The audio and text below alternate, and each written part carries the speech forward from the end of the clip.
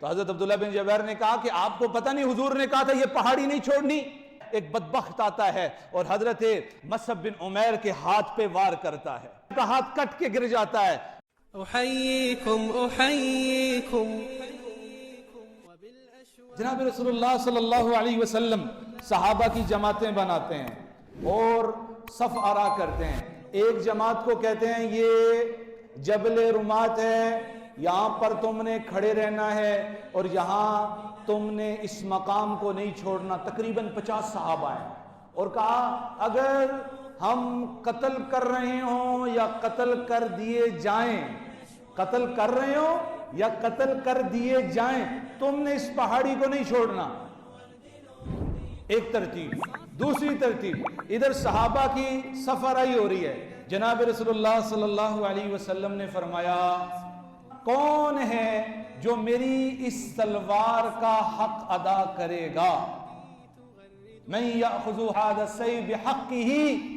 کوئی ہے کہ جو اس تلوار کو لے اور اس کا حق ادا کرے؟ تو حضرت ابو دجانہ رضی اللہ تعالی عنہ کہنے لگے اللہ کے نبی اس تلوار کا کیا حق ہے, کیا حق ہے؟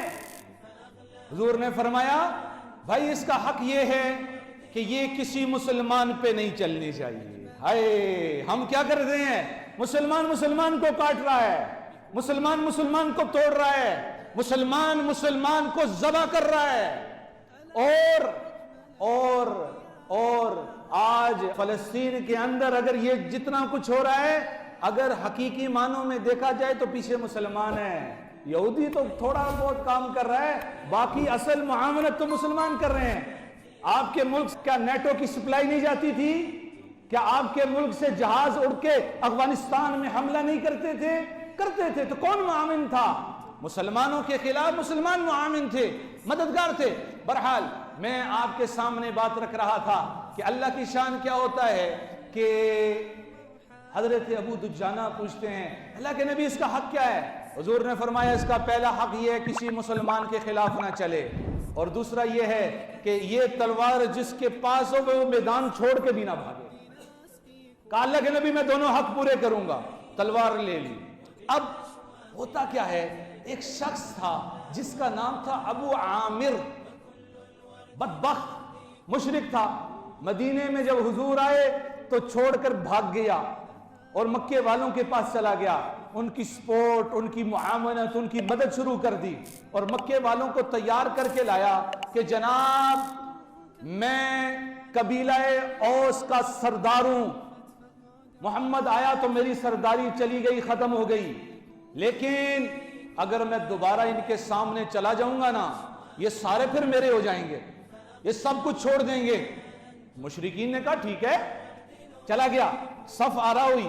ابو عامر سامنے آتا ہے اور کہتا ہے یا معاشر العوس, اے اوس کی جماعت, انا ابو عامر, میں تمہارا سردار ابو عامر ہوں. تو صحابہ کہتے ہیں منافق, او منافق تو کدھر آ گیا؟ وہ کیا سوچ رہا تھا کہ میں ابھی آؤں گا یہ سب حضور کو چھوڑ دیں گے اور میری طرف آ جائیں گے, لیکن صحابہ نے کیا کہا, او بدبخت تو منافق کہاں آ گیا, تو فاسق کہاں سے آ گیا؟ اور پھر گویا کہ بزبان حال کہا ارے تو نے تو سبز گنبد نہیں دیکھا, تو نے تو سبز گنبد والا نہیں دیکھا, ہم نے تو دیکھ لیا ہے. کیا ہم اس پر حضرت محمد مصطفیٰ پر تجھ جیسے منافق کو, تجھ جیسے فاسق کو ترجیح دیں گے؟ تجھ جیسے فاسق کو ترجیح دیں گے؟ تو کیا کہا؟ میں کہہ رہا تھا کہ زبان حال کیا کہا, سبز گنبد جو دیکھو گے زمانہ بھول جاؤ گے, کبھی جب طیبہ جاؤ گے تو آنا بھول جاؤ گے, اور تمہارے سامنے ہوگا جب کبھی گنبد خضرا نگاہیں جم جائیں گی اس پر ہٹانا بھول جاؤ گے. او پیارے ہمیں تو حضور مل گئے ہیں, ہمیں تو رحمت دو عالم مل گئے, ہمیں تو جان دو عالم مل گئے, ہمیں تو امام المعصومین مل گئے, ہمیں تو رحمت للعالمین حضرت محمد مصطفیٰ صلی اللہ علیہ وسلم مل گئے ہیں. اب کیا ہم انہیں چھوڑ کر تیرے پیچھے آئیں گے؟ بدبخت شرمندہ ہو کر واپس چلا گیا. اب صحابہ کی جماعت آگے بڑھتی ہے, کفار کے ساتھ مقابلہ ہوتا ہے. ابو بکر بھی, عمر بھی, علی بھی اور طلحہ بھی, اور سب صحابہ ہیں, اور حضرت عبداللہ بن جاش سب لڑ رہے ہیں. لڑتے لڑتے لڑتے حضرت حمزہ ایسے تھے, گھس جاتے تو پوری جماعت کو تہس نہس کر دیتے. حضرت عبداللہ بن جاش ہیں, جماعت میں گھستے ساری جماعت کو زمین پہ گرا دیتے. حضرت ابو دحدہ رضی اللہ تعالی کیا کر رہے ہیں, حضور کی تلوار لے کے جا رہے ہیں. ابھی تلوار لگتی ہے, بندہ نیچے ہوتا ہے. پورے کفار کے لشکر میں کیا بن گیا, خوف مچ گیا. بھاگنا شروع کر دیا, نکلنا شروع کر دیا, اور واپس جو ہے وہ مکے کا رخ کر لیا. اب اللہ کی شان, اللہ کا امر, اللہ نے صحابہ کو بھی آزمانا تھا, اور پھر اس کے بعد کے امتحان میں بھی صحابہ کو دیکھنا تھا. ہوتا کیا ہے, اللہ کی شان, وہ جو 50 صحابہ کرام جو حضرت عبداللہ بن جبیر رضی اللہ تعالی کی جو ہے اس میں رعیت میں وہاں ہوتے ہیں, وہ حضرت عبداللہ بن جبیر سے کہتے ہیں پیارے اب تو ہمیں جانا چاہیے, اپنے بھائیوں کی مدد کرنی چاہیے. تو حضرت عبداللہ بن جبیر نے کہا کہ آپ کو پتہ نہیں حضور نے کہا تھا یہ پہاڑی نہیں چھوڑنی. تو انہوں نے کہا حضور کا منشا اور رائے اور ارادہ یہ تھا کہ جب تک جنگ ہو, یعنی مقصود یہ تھا. اور عقل جہاں تک بات کرتی ہے تو بندہ جب عقل کے دائرے میں سوچتا ہے تو یہ بات سمجھ بھی آتی ہے کہ جنگ کے لیے ہمیں وہاں بھیجا گیا تھا. کوئی یہ تو نہیں کہ عرصے دراز سے ہم وہاں رہ رہے تھے یا عرصے دراز تک ہم نے وہاں رہنا تھا. مقصد جنگ کو فتح کرنا تھا. ہوتا کیا ہے, یہ صحابہ کی جماعت نیچے آ جاتی ہے. 10 صحابہ حضرت عبداللہ بن جبیر کے ساتھ اوپر رہ جاتے ہیں. اب خالد بن ولید جو ابھی تک مسلمان نہیں ہوئے تھے وہ چکر کاٹ کے پیچھے سے آتے ہیں. اور پھر کیا ہوتا ہے, اللہ نے یہ منظر بھی دکھانا تھا کہ صحابہ جو ہیں وہ آگے پیچھے سے کفار کے نرغے میں آ گئے اور پس گئے, اور پھر انہوں نے نہ جانے کیسا کیسا جو ہے نا جبر اور تسلط صحابہ پہ کیا. اور حتیٰ کہ کیا ہوتا ہے, جناب رسول اللہ صلی اللہ علیہ وسلم کے ارد گرد صحابہ ہیں, اور اللہ کی شان کہ ایک بدبخت ہے عتبہ بن ابی وقاص, یہ حضرت سعد بن ابی وقاص کا بھائی تھا جو کافر تھا, مسلمان نہیں ہوا تھا. اس نے پتھر مارا ہے, اور صحابہ کی نظریں جو ہیں وہ تیروں پہ ہیں, نیزوں پہ ہیں, وہ تلواروں پہ ہیں, اور یہ چیز ان سے اوجل ہو گئی.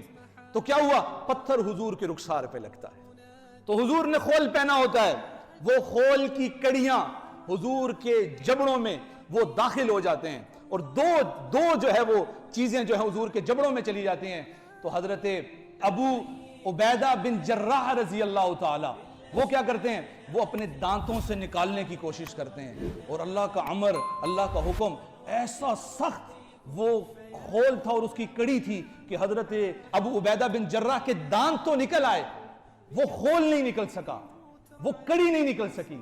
پھر دوسری طرف سے کوشش کی, دوبارہ زور نکالا, دوسری طرف سے بھی دانت نکل آئے, جبڑے نکل آئے, وہ دانت نکل آئے, شہید ہو گئے دانت, لیکن وہ خول نہیں نکلا. پھر بڑی مشکل سے صحابہ نے بعد میں اسے نکالا. بہرحال کہنے کا مقصد کیا ہے, حضور زخمی ہیں. حضور نے کہا کون ہے جو اس وقت میرا تحفظ کرے گا, کون ہے جو میرا مددگار بنے گا.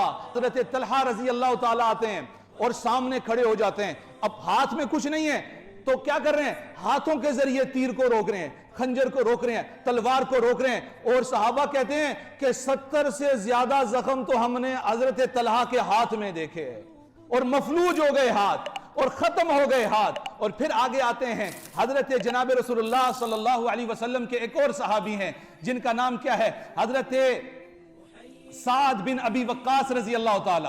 ہوتا کیا ہے, سعد بن ابی وقاص رضی اللہ تعالی کیا کر رہے ہیں, وہ تیر چلا رہے ہیں. حضور تیر نکال کے دے رہے ہیں, ارمی فداک ابی و امی, اے سعد تجھ پر میرے ماں باپ قربان ہو جائیں, تیر چلا.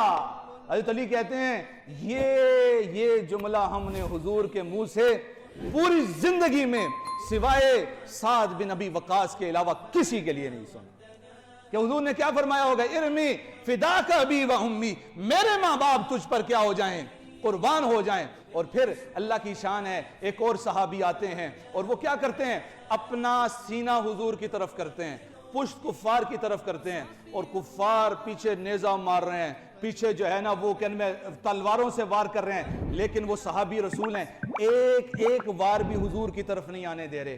قریب میں حضرت مصعب بن عمیر کھڑے ہیں. اللہ کی شان, جھنڈا مسلمانوں کا ان کے قبضے میں ہے اور انہوں نے اٹھایا ہے. ایک بدبخت آتا ہے اور حضرت مصعب بن عمیر کے ہاتھ پہ وار کرتا ہے.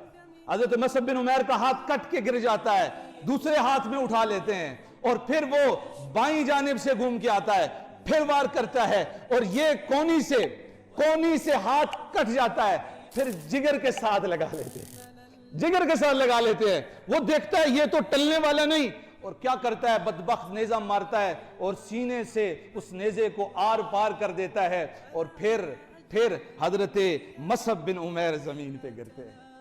حضرت مصعب بن عمیر کے بھائی آگے بڑھتے ہیں, کیوں؟ بھائی کو بچائیں. نہیں, اسلام کا جھنڈا گر رہا ہے. ابو الروم کھڑے ہو جاتے ہیں, بھائی گر گیا لیکن بھائی کی فکر نہیں ہے اسلام کا جھنڈا نہ گر جائے. اسلام کا جھنڈا اس کو اٹھا لیا. اور پھر اللہ کی شان کیا ہوتی ہے کہ مشرکین جو ہیں وہ واپس بھاگتے ہیں, واپس جاتے ہیں اس فکر کے ساتھ کہ مسلمان ختم ہو چکے ہیں, اور پھر رات حضور وہاں گزارتے ہیں. اور اللہ کی شان, دنیا کو اور مدینے والوں کو یہ افواہ پہنچتی ہے کہ آیا کہ حضور کیا ہو چکے ہیں, شہید ہو چکے ہیں, حضور دنیا سے جا چکے ہیں. ایک عورت ہے, سبھی تڑپ رہے ہیں, سبھی مچل رہے ہیں, سبھی فکر مند ہیں, لیکن ایک عورت ہے اور وہ عورت احد کی طرف دوڑ رہی ہے.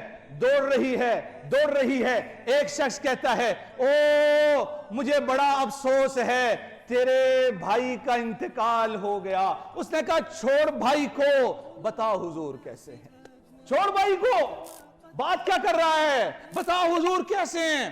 پھر دوڑنا شروع کرتی ہے, تھوڑا سا آگے جاتی ہے, خبر ملتی ہے اماں تیرا بیٹا بھی فوت ہو گیا, تیرا بیٹا بھی شہید ہو گیا. کہا چھوڑ بیٹے کو, بتا حضور کیسے ہیں, حضور کیسے ہیں. پھر تھوڑی دوڑتی ہے, پھر خبر ملتی ہے کہ تیرے خامند بھی فوت ہو گئے. بعض روایات میں والد کا ذکر, وہ بھی فوت ہو گئے. اللہ کی شان کہتی ہے چھوڑ والد کو, او بتا حضور کیسے ہیں, حضور کیسے ہیں. کون شہید ہو گیا؟ باپ شہید ہو گیا, بیٹا شہید ہو گیا, بھائی شہید ہو گیا, اور نعرہ کیا لگ رہا ہے, چھوڑو مجھے دنیا کی پرواہ نہیں ہے, مجھے بھائی کی پرواہ نہیں ہے, مجھے والد کی پرواہ نہیں ہے, مجھے بیٹے کی پرواہ نہیں ہے.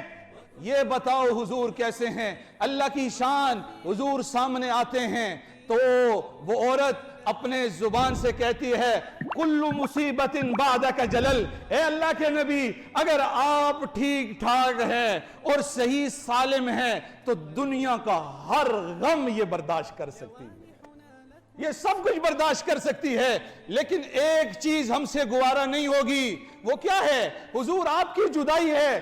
بیٹا چلا گیا مسئلہ نہیں, باپ چلا گیا مسئلہ نہیں, اور بھائی چلا گیا مسئلہ نہیں. حضور آپ کو اگر کچھ ہو جاتا تو اس باندی کا کیا بنتا, اس کا کیا ہوتا.